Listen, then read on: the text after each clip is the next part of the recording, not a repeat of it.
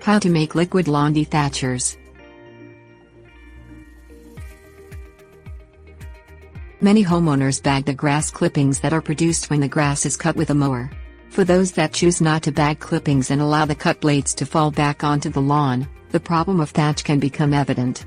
Thatch is an accumulation of cut grass and other organic material on top of the soil that can form a thick mat around grass stems. This thatch mat should be broken down so that water and nutrients can reach the soil.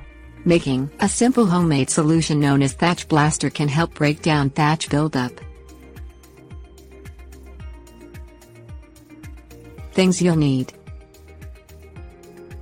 garden hose, 20-gallon hose and sprayer, measuring cup, 1 cup beer or regular soda no diet, ½ cup liquid dish detergent, 1/4 cup ammonia.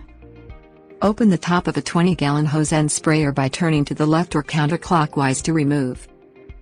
Pour 1 cup of beer or non-diet soda into the sprayer.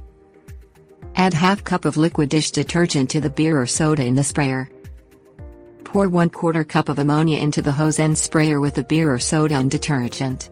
Place the lid on the sprayer and shake to thoroughly mix.